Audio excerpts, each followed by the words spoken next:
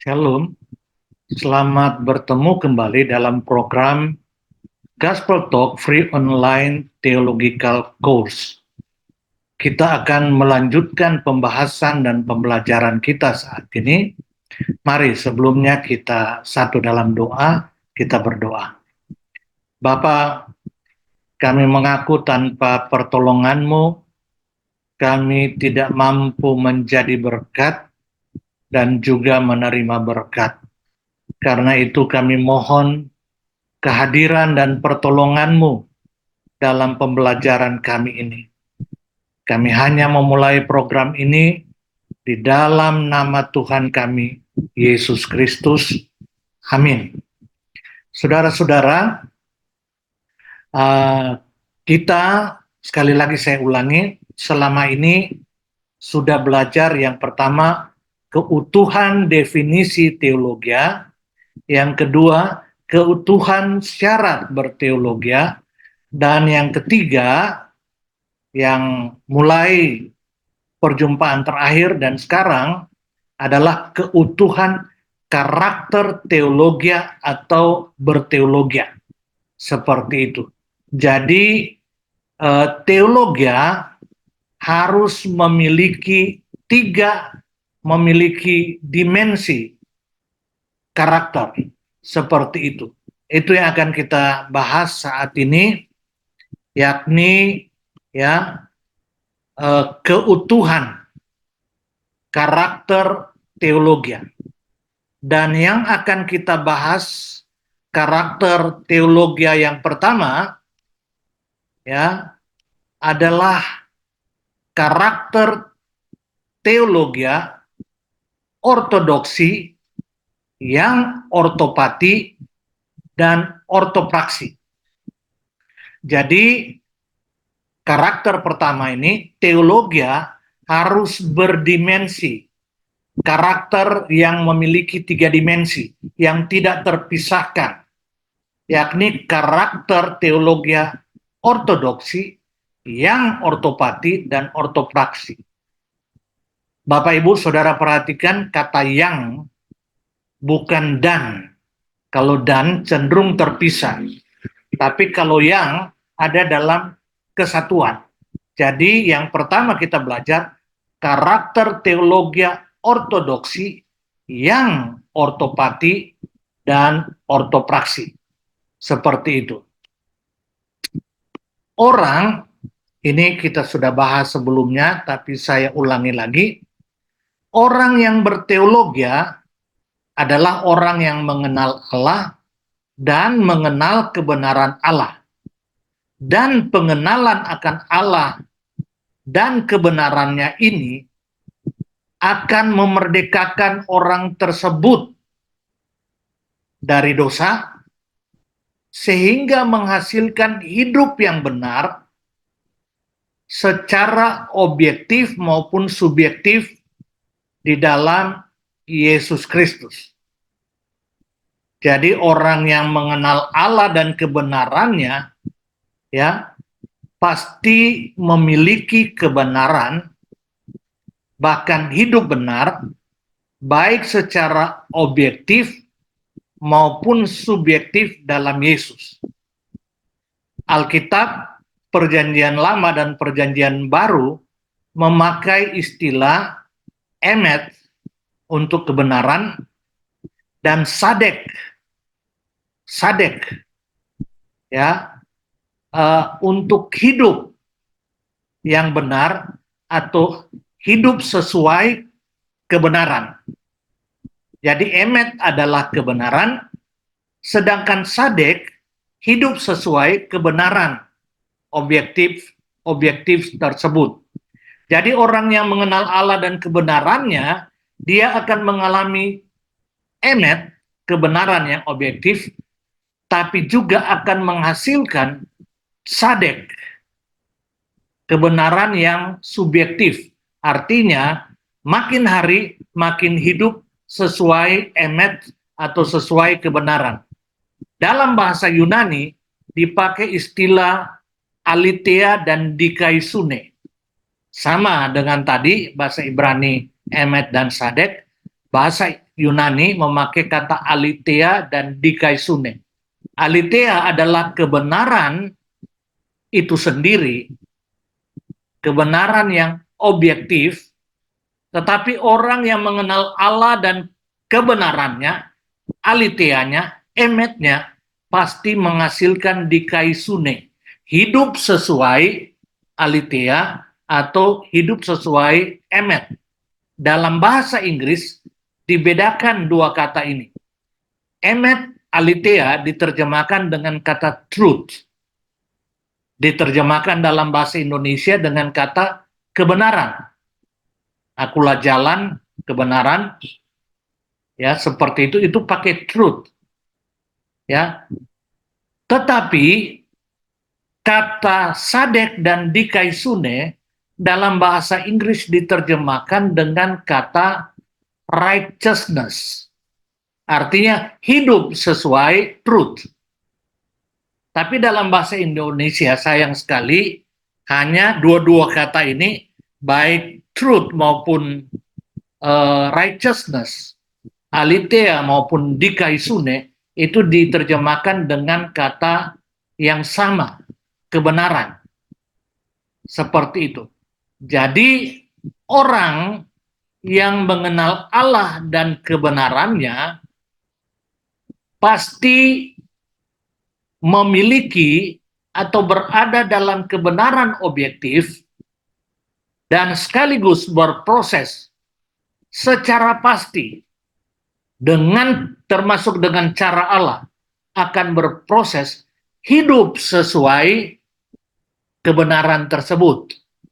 Seperti itu, sehingga kebenaran objektif menjadi pengalaman, menjadi kebenaran secara subjektif. Demikian juga dalam berteologia, ya. Berteologia itu, ya, usaha merumuskan kebenaran Allah berdasarkan keutuhan kebenaran Alkitab, sehingga kita bukan saja memiliki kebenaran, bahkan di dalam Yesus berada dalam kebenaran, tetapi kita juga makin hari makin mengalami kebenaran itu secara subjektif, makin hidup sesuai kebenaran objektif itu sendiri. Jadi sekali lagi, ya, orang yang mengenal Allah dan kebenarannya pasti akan memiliki kebenaran objektif, ya, truth, emet, aletheia, tetapi juga pasti akan berproses karena kebenaran itu itu sendiri punya kuasa memerdekakan, apalagi dengan penyertaan Roh Kudus, pertolongan Roh Kudus akan menghasilkan righteousness, hidup sesuai, ya, truth, kebenaran objektif, sehingga berproses menjadi kebenaran secara subjektif, righteousness, ya, atau sadek atau dikaisune, seperti itu, ya. Jangankan saudara, saya pernah singgung juga, jangankan kebenaran firman, kebenaran matematis saja punya kuasa memerdekakan. Semua kebenaran punya kuasa memerdekakan minimal dari kebodohan. Ya, dari kebodohan. Sedangkan kebenaran firman secara pasti akan memerdekakan kita dari dosa, dari ketidakbenaran atau dosa. Seperti itu. Itu sebabnya, ya, orang yang mengenal Allah dan kebenarannya pasti memiliki kebenaran secara objektif dan juga berproses mengalami kebenaran secara subjektif, karena kebenaran itu punya kuasa memerdekakan, apalagi disertai oleh Roh Kudus yang menolong kita. Itu sebabnya saya mengulangi lagi, saudara, ya,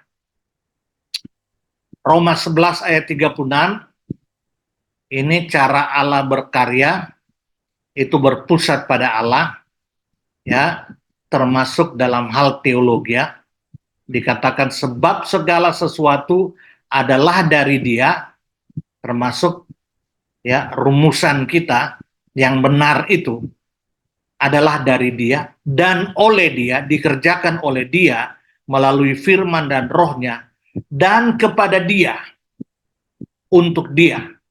Sehingga kalau ini terjadi, ya, teologi yang dirumuskan berdasarkan karya Allah Tritunggal, maka teologi itu akan membawa kemuliaan bagi Allah sampai selama-lamanya.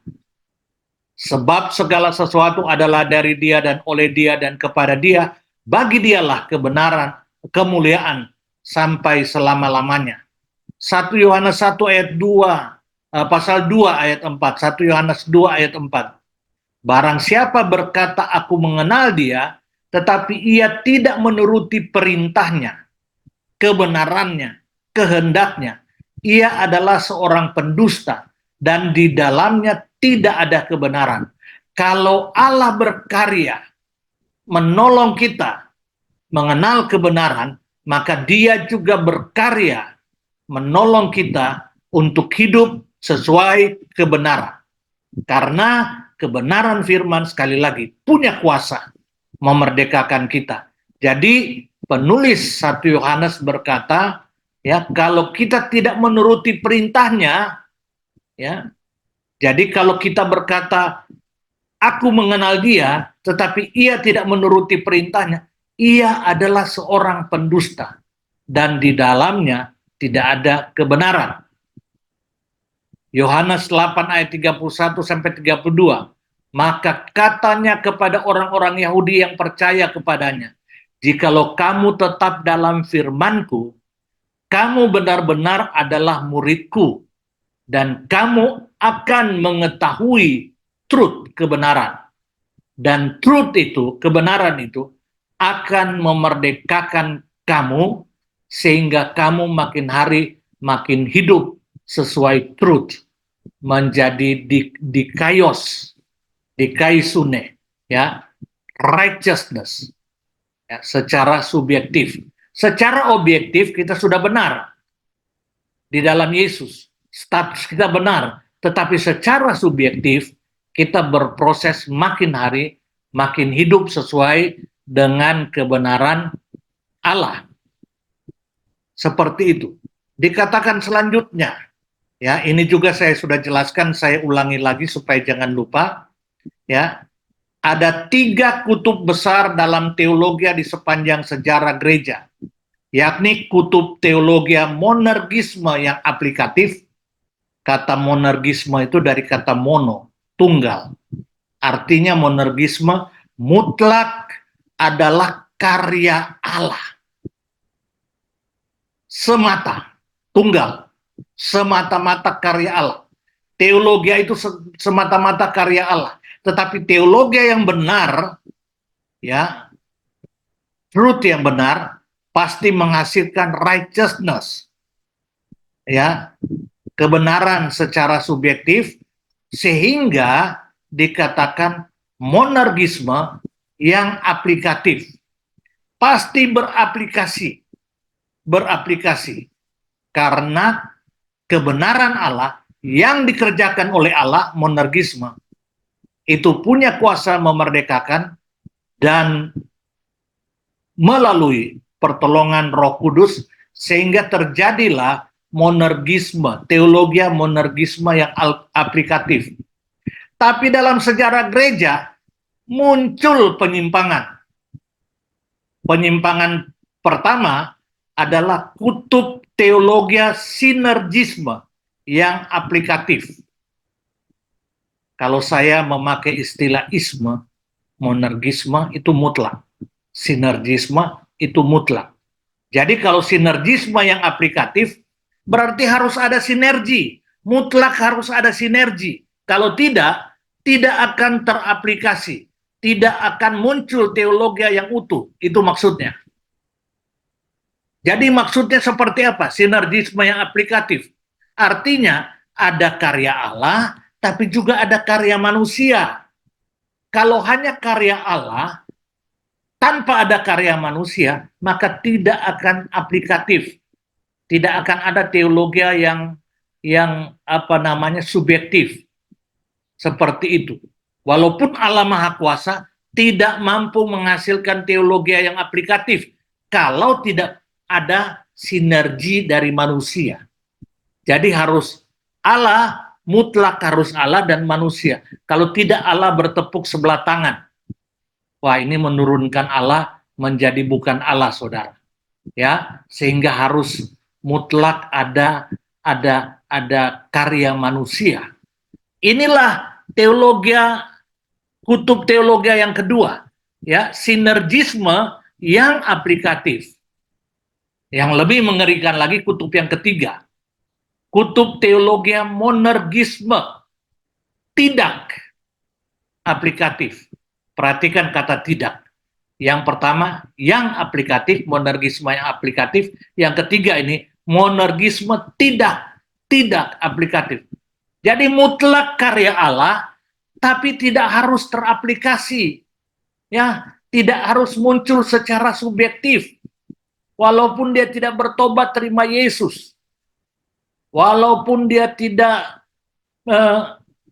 hidup sesuai dengan teologi tersebut. Ya, tidak percaya Alkitab, tetap akan berdampak secara aplikatif.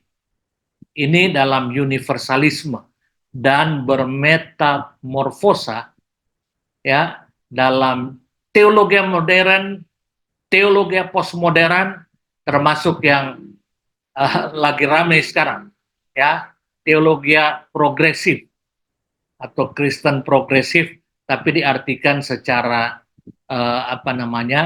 negatif, termasuk tidak terima Yesus sebagai Tuhan dan Juru Selamat. Kalau berbuat baik ya tetap selamat.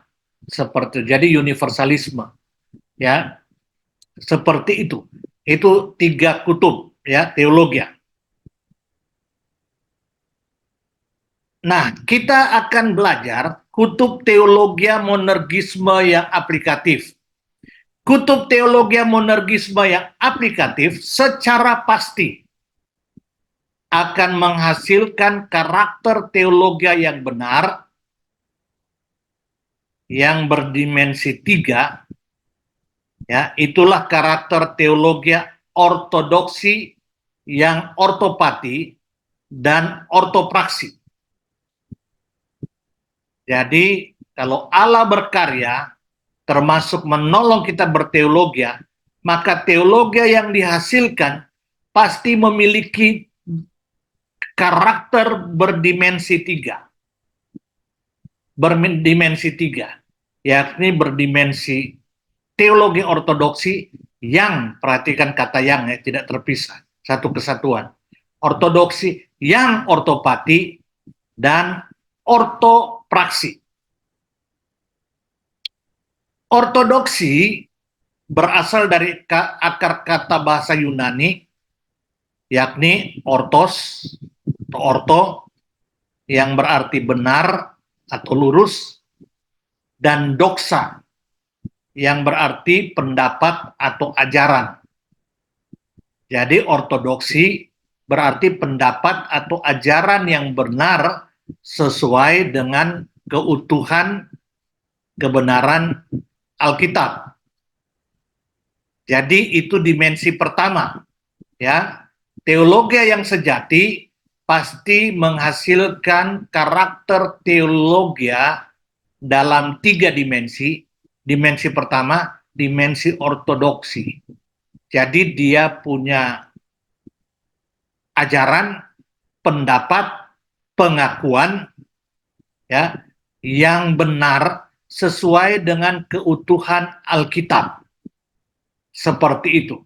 Orang yang memiliki teologi yang sejati, yang dirumuskan dari keutuhan kebenaran Alkitab oleh pertolongan Allah Roh Kudus melalui prinsip penafsiran yang benar, pasti akan menghasilkan teologi, ya, yang berkarakter pertama ortodoksi, ya, memiliki ajaran yang benar, seperti itu, ya. Tetapi tidak berhenti di situ, ya. Dimensi kedua, yakni dimensi ortopati. Ortopati. Ortopati berasal dari akar kata bahasa Yunani, yakni ortos seperti yang di atas, yang berarti benar, lurus, dan pati, simpati, empati itu ya berasal dari pati juga ya. Pati yang berarti perasaan atau kecintaan. Jadi ortopati berarti perasaan atau kecintaan yang benar terhadap apa? Terhadap ortodoksi. Saudara, orang yang memiliki ortodoksi, ajaran, teologi, ya, pengakuan iman yang benar, yang dari Allah, sesuai keutuhan kebenaran Alkitab, oleh pertolongan Allah Roh Kudus, ya, pasti menghasilkan karakter cinta, rasa sayang terhadap ortodoksi, menghasilkan ortopati, perasaan kecintaan yang benar terhadap ortodoksi, ajaran yang benar. Dia senang, dia cinta. Saudara, inilah teologi yang benar. Teologi yang benar pasti bukan saja menghasilkan ortodoksi, tapi juga ortopati. Kecintaan terhadap ortodoksi, terhadap teologi yang benar. Seperti itu, saudara. Ya, dia cinta, dia senang, dia berbahagia. Ya, pasti itu. Baru dimensi ketiga, ya, dimensi ketiga dikatakan ada ortopraksi. Ortopraksi berasal dari akar kata yang Yunani, yakni ortos, sama, berarti benar, lurus, dan praksi, yang berarti perilaku atau gaya hidup. Perilaku dan gaya hidup seperti apa? Yang sesuai dengan ortodoksi, ajaran yang benar, dan ortopati, kecintaan, ya, perasaan yang benar terhadap ortodoksi, ya. Jadi menghasilkan perilaku, gaya hidup yang sesuai dengan ortodoksi dan ortopati. Inilah teologi yang benar. Yang menyedihkan, saudara, mengapa teologi sering dihina? Karena seringkali hanya sampai ke taraf ortodoksi. Wah, punya ajaran yang benar. Tapi tidak sampai menghasilkan ortopati, kecintaan terhadap ajaran yang benar. Saudara lihat ya, para tokoh gereja, bahkan sampai sekarang, semua orang yang mengakui Yesus sebagai Tuhan dan Juru Selamat, ya, banyak yang dibunuh. Banyak yang siap mati untuk itu. Mengapa? Karena mereka bukan saja punya ortodoksi, tapi ortopati, juga ortopati, kecintaan yang benar, bahkan siap mati untuk kebenaran tersebut. Itulah teologi yang benar, yang sejati. Sehingga bukan saja memiliki ortodoksi dan ortopati, tapi menghasilkan ortopraksi, perilaku, gaya hidup yang benar, yakni sesuai ortodoksi dan ortopati. Sehingga saya katakan banyak yang siap mati, menderita demi ortodoksi dan ortopati, demi teologi yang benar, ya, demi kecintaan terhadap teologi yang benar, menghasilkan perilaku yang benar seperti itu. Jadi saudara, praksis, istilah praksis, perilaku atau gaya hidup, praksis, apa bedanya dengan praktis? Praksis itu selalu terikat dengan teori, atau dalam pembahasan kita, praksis itu pasti terikat dengan ortodoksi dan ortopati. Itu praksis. Kalau praktis, Nggak harus. Dia bisa beraktivitas secara praktis, walaupun tanpa teori, tanpa ortodoksi, tanpa ortopati. Seperti itu. Tapi kalau ortopraksi, pasti terikat dengan ortodoksi dan ortopati. Itulah teologi. Itu sebabnya para teolog mengatakan etika Kristen, etika yang teologis adalah teologia in action, teologia in praksis, ya, yang menghasilkan perilaku berdasarkan teologi. Jadi saudara, sekali lagi, karena kebenaran Allah, teologi yang dirumuskan, ya, dari keutuhan Alkitab sehingga menghasilkan kebenaran, akan menghasilkan karakter teologi yang ortodoktif, bersifat ortodoksi, ajaran yang benar, ortopati, kecintaan terhadap ajaran yang benar itu, dan ortopraksi, perilaku atau gaya hidup yang benar sesuai ortodoksi dan ortopati. Seperti itu.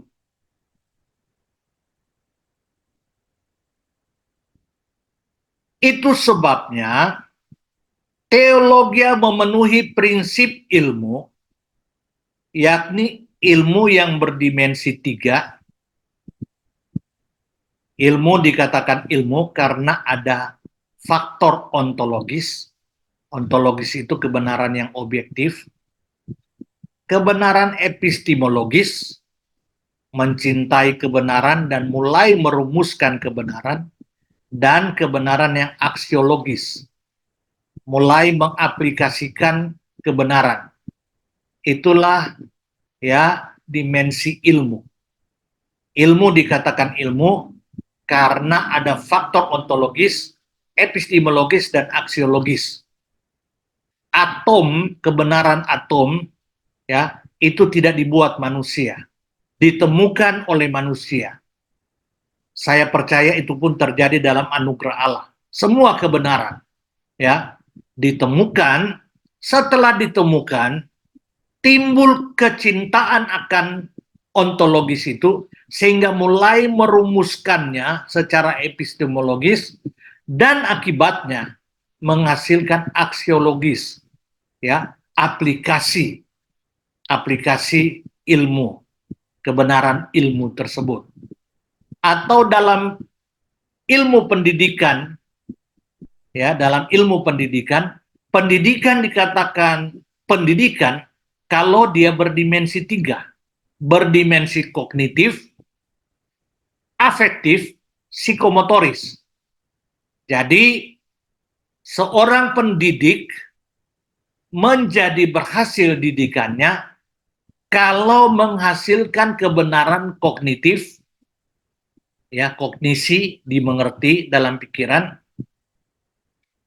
tapi juga afeksi, cinta akan kebenaran itu, dan psikomotoris, mulai ya mengaplikasikan kebenaran ilmu pendidikan tersebut. Saya pernah baca ada seorang anak SD yang diajar bagaimana pohon pun bisa mengeluarkan listrik. Waduh, dia mengerti, dia cinta, dan dia mulai mengaplikasikan secara psikomotoris. Akhirnya masih kecil, dia bisa menghasilkan listrik dari pohon. Luar biasa, gurunya sangat berhasil, ya, mempengaruhi kognitif anak, tetapi juga mempengaruhi afeksi anak dan mempengaruhi psikomotoris anak. Seorang dosen, seorang guru seharusnya harus memiliki ilmu pendidikan yang berdimensi 3, ya, mempengaruhi kognitif, afektif, dan psikomotoris anak, seperti itu. Begitu juga dengan teologi, harus berdimensi 3. Atau dalam bahasa lain, teologi yang benar secara pasti menghasilkan keutuhan teologi teosentris, berpusat pada Allah, yang antroposentris, yang mempengaruhi manusia itu sendiri, yang berteologia. Sehingga teologianya teosentris, yang antroposentris juga berpusat pada manusianya berubah, manusianya orang yang berteologia yang teosentris pasti menghasilkan teologi yang antroposentris. Hidup orang itu berubah. Secara pasti berubah yang berdimensi keutuhan karakter teologi ortodoksi yang ortopati dan ortopraksi. Hal ini dapat terjadi karena teologi merupakan karya Allah Roh Kudus berdasarkan keutuhan firman Allah yang punya kuasa memerdekakan dalam keutuhan afektif maupun psikomotoris. Yohanes 8 ayat 31 sampai 32. Jadi saudara, teologi yang benar pasti menghasilkan karakter yang benar dalam 3 dimensi. Ortodoksi, orang yang berteologi itu, ya, yang merumuskan sesuai keutuhan kebenaran Alkitab oleh pertolongan Allah Roh Kudus melalui prinsip penafsiran yang benar, pasti menghasilkan kebenaran teologi. Walaupun saya pernah berkata, teologi itu beda dengan Alkitab. Alkitab mutlak benar, tapi teologi karena itu dirumuskan oleh manusia bisa saja tidak benar. Tidak punya kebenaran yang mutlak.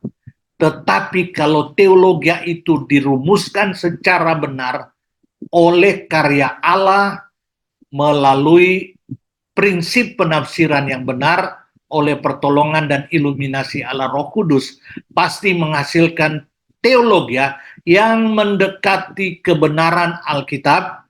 Kalau itu terjadi, teologi itu akan menghasilkan ya keutuhan karakter teologi yang ortodoksi, ortopati, dan ortopraksi. Tuhan Yesus memberkati. Shalom.